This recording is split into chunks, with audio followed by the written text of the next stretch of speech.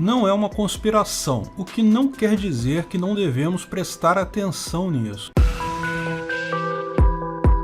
Esse é o Visão Libertária, sua fonte de informações descentralizadas e distribuídas, dos mesmos autores do Evento 201, que previram uma pandemia de um coronavírus de morcego em outubro de 2019, temos agora o Cyber Polygon, evento que vai acontecer em 2021, em que prevêem um grande ataque cibernético capaz de inutilizar sistemas no mundo todo, derrubar a internet e retornar a sociedade tecnologicamente algumas décadas para o passado. Será que isso vai acontecer em seguida? Assustador, não? Não é assustador porque teorias da conspiração não existem. A coisa toda é muito mais simples do que o desvio de confirmação faz todos nós acharmos. Tanto o Evento 21 quanto o Cyber Polygon são apenas eventos para treinamento e melhoria pessoal, tanto na questão da pandemia quanto de cyberataques. Eventos como esse são muito comuns e existem no mundo todo. Isso não quer dizer, porém, que devemos ignorar esses jogos promovidos pelo Fórum Econômico Mundial. Vou explicar por que não é conspiração nenhuma e por que é importante também mantermos um olho nisso. Primeiro, deixa eu explicar o que foi o Evento 201. Em 18 de outubro de 2019, o Fórum Econômico Mundial, em parceria com o Centro para a Segurança Sanitária, realizou em Nova York um evento chamado Evento 201. O link para o site está na descrição, onde tem todas as informações que eu vou falar aqui. Você pode verificar tudo lá. O evento era um jogo comum em ambientes empresariais e de planejamento governamental. Esses eventos variam na forma, alguns são competições, outros são apenas reuniões de levantamento de ideias, mas em todos os casos, um grupo de pessoas, os jogadores, são colocados em um ambiente e é fornecido um cenário qualquer para eles, e essas pessoas são convidadas a imaginar soluções para aquele cenário. Nos eventos em que há competição, grupos separados imaginam soluções e no final um grupo de árbitros vai dizer qual time tomou as medidas mais eficazes. O jogo pode acontecer em mais de uma etapa também, com cada um tomando decisões em cada etapa. As pessoas que participam dos jogos também variam muito, podem ser desde estudantes em competição até pessoas renomadas, especialistas em suas áreas. Mas de qualquer forma, o objetivo final desses jogos é fazer com que os participantes repensem seus conceitos, desenvolvam estratégias, troquem informações, levantem novas ideias a partir de um cenário que poderia acontecer, um cenário hipotético que pode vir a acontecer no futuro, de forma que isso melhore a capacitação pessoal dessas pessoas. Não foi o primeiro evento desse tipo realizado por essas pessoas. De fato, tal evento é comum. O Evento 201, porém, teve uma curiosidade sinistra.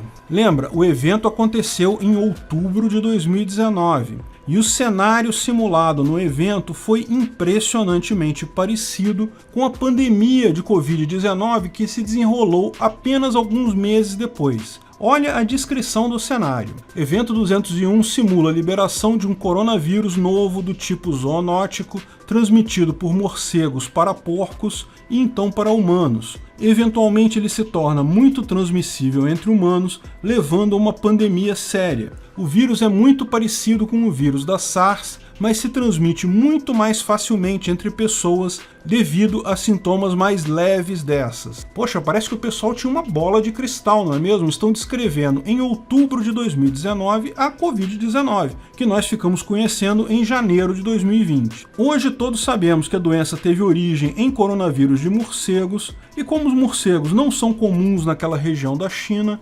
provavelmente passaram por um outro hospedeiro antes. Sim, a SARS de 2002 e a MERS de 2009 são vírus parecidos que não causaram uma pandemia tão grande, justamente porque os sintomas eram mais graves. Como os sintomas eram mais evidentes, o controle da doença era mais fácil. Assim, os vírus acabaram contidos mais facilmente. Embora isso possa parecer uma previsão certeira da crise que viria, deve-se ter em mente uma coisa: coronavírus de morcego são reconhecidamente uma fonte de doenças comuns para seres humanos. Devido a particularidades de sua biologia e estilo de vida, os morcegos são mesmo repositórios para uma infinidade de linhagens de coronavírus. Basta um deles mutar a ponto de ser capaz de transmitir para outra espécie para gerar um risco enorme para nós. E se um vírus tem uma mutação que permite ele migrar de uma espécie para outra, tem uma chance grande grande que ele possa, em seguida, migrar mais uma vez, de morcegos para porcos, de porcos para humanos. Ainda não se sabe realmente qual foi o animal intermediário nessa cadeia para o Covid-19, nem se teve realmente um. Ainda existe a possibilidade da transmissão ter se iniciado lá no laboratório de virologia de Wuhan, que dentre as várias linhas de estudo, estudava coronavírus de morcegos. Mas fora essa do animal intermediário, parece que eles acertaram tudo, né? Só que acertaram tudo porque miraram no mais esperado de tudo. Qualquer pessoa que pensasse numa doença futura para uma pandemia, coronavírus de morcego seria uma excelente resposta devido à alta probabilidade. E esse mesmo tipo de exercício já foi feito antes com o vírus influenza e com o vírus ebola. Esses exercícios não são incomuns. Portanto, o fato de ter surgido uma pandemia exatamente nesses moldes logo em seguida só mostra que os planejadores do jogo estavam com as probabilidades bem avaliadas. Além disso, erraram muito no cenário a partir dali. No cenário deles, o vírus surgia numa fazenda de porcos no interior do Brasil e destrói a América do Sul primeiro.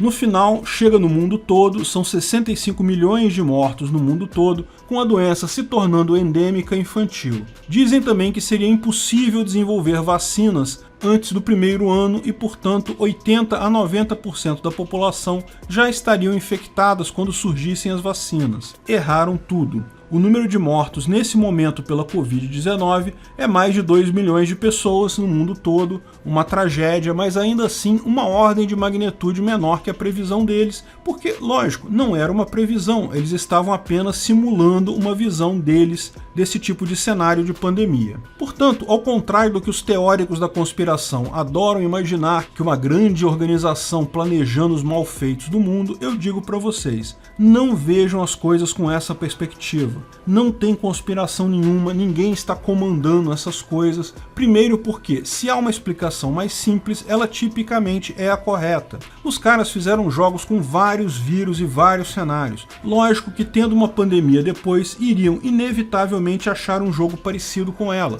É o desvio de confirmação, você busca os pontos em comuns. Se fosse ebola, teriam visto o jogo anterior como previsão. Segundo porque, se houvesse uma organização grande o suficiente para mandar no mundo todo, ela seria automaticamente autodenunciada. Qualquer organização dessa é grande demais para não envolver pessoas internas insatisfeitas que denunciariam tal organização secreta. Terceiro e mais importante de tudo, porque esse tipo de visão de você imaginar uma grande conspiração não ajuda em nada. Lógico que é importante ficar atento às coisas e avaliar se existem realmente conexões entre os eventos, mas imaginar coisas onde não necessariamente existem vai obscurecer sua visão e dificultar você tomar boas decisões. Você acaba eliminando outras possibilidades que é melhor deixar em aberto para pensar claramente. Está claro para todos que a pandemia foi usada politicamente para inúmeros efeitos, mas não existe planejamento de pandemia. Esse tipo de coisa, mesmo que, por hipótese,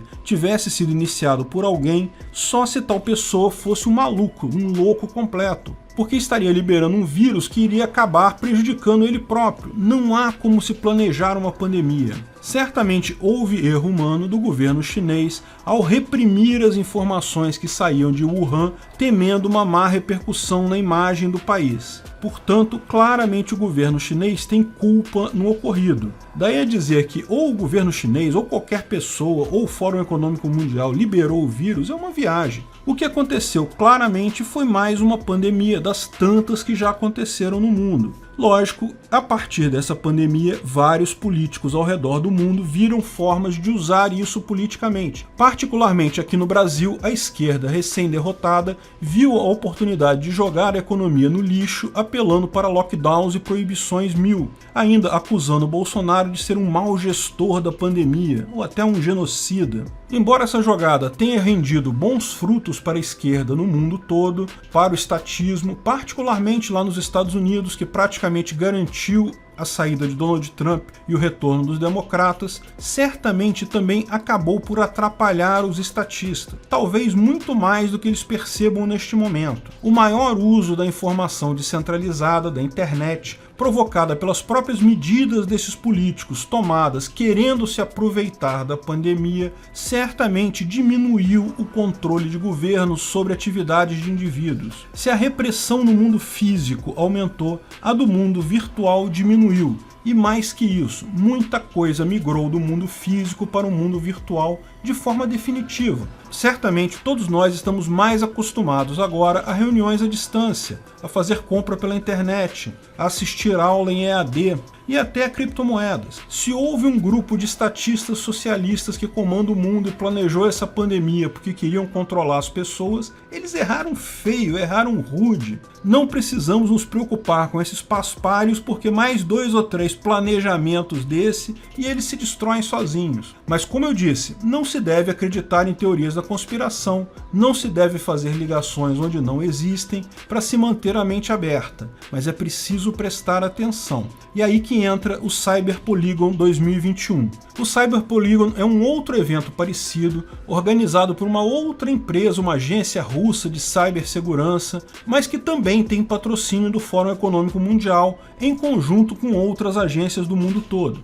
em conjunto com outras agências de cibersegurança do mundo todo. Coloquei também o link deste evento na descrição. Teve uma versão desse evento no ano passado, em 2020, mas o interessante é o deste ano. Como no caso do painel sobre pandemias, a cada ano eles elegem uma ameaça cibernética, porém o evento é bem maior e mais competitivo do que o evento 211. São muitas equipes de várias empresas e governos que precisam avaliar aquela ameaça cibernética e tentar conter ela. O evento de 2020 contou com 120 equipes de 29 países e foi assistido por um total de 57 milhões de pessoas no mundo todo. O deste ano de 2021 ainda está sendo planejado, ainda não tem nenhuma data definida, mas vai focar em desenvolvimento seguro de ecossistemas. Como diz o conceito, a digitalização global está acelerando e o mundo está se tornando mais interconectado. Ecossistemas digitais estão sendo criados em todos os lugares. Neste contexto, um único link vulnerável pode derrubar todo o sistema, como um efeito dominó. Uma abordagem segura para o desenvolvimento digital vai determinar o futuro da humanidade nas décadas que vêm por aí. No final, o exercício visa mitigar um ataque do tipo Supply Chain Attack, como o do SolarWinds, que atingiu algumas agências americanas ano passado. Se você quer saber como foi esse ataque, eu vou deixar um link em que eu explico isso no meu outro canal, o Safe Source. O evento é um teste muito comum na área, conhecido como simulação Red Team Blue Team, em que um time vermelho tenta invadir os sistemas do time azul, que deve defender os sistemas das ameaças em tempo real. Isso treina ambos os conjuntos de desenvolvedores sobre como funcionam as ameaças cibernéticas e como se defender delas. Fazer um ataque é muito útil para você aprender a se defender de um. Lógico, eles fazem isso numa escala impressionante, com uma produção extremamente rica, mas no final das contas isso é muito comum. Eu já coordenei exercícios desse tipo em turmas minhas de segurança no desenvolvimento de sistemas. É divertido e instrutivo, embora dê um trabalho monstro para organizar. Mas não é uma ameaça ao mundo, é só um treinamento para as pessoas envolvidas. Embora muita gente esteja tomando essa simulação do Cyber Polygon como uma ameaça, se o evento 201 levou a Covid, então o Cyber Polygon vai desligar a internet. Isso não faz nenhum sentido.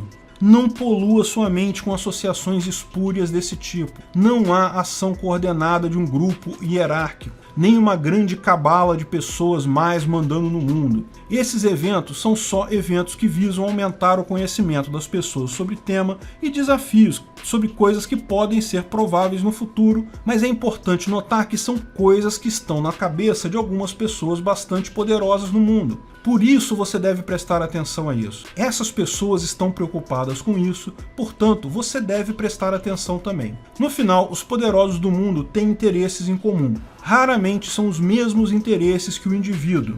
E a internet está cada vez mais no centro de atenção de governos, órgãos globais e grandes máfias, justamente ao perceberem o quanto a internet diminui o poder deste. Fique atento a esses eventos, mas fique tranquilo. A tecnologia e a informação descentralizada e distribuída fatalmente ganham no final de todos esses jogos. Obrigado pela audiência. Esse vídeo foi um oferecimento de armataweb.com, cloud e serviços de data center, 100% de compromisso com a satisfação e privacidade dos clientes. Aceitamos Bitcoin, veja o link na descrição do vídeo. Se você gostou desse vídeo, clique no like e compartilhe ele em suas redes sociais. Se inscreva no canal para nos ajudar. clicando no botão vermelho abaixo. Se quiser ser avisado de novos vídeos, clique no sininho ao lado. Saiba mais sobre o nosso projeto no site visãolibertaria.com. Lá você pode sugerir novos artigos, escrever artigos, patrocinar e muito mais. Confira visãolibertaria.com. Até a próxima!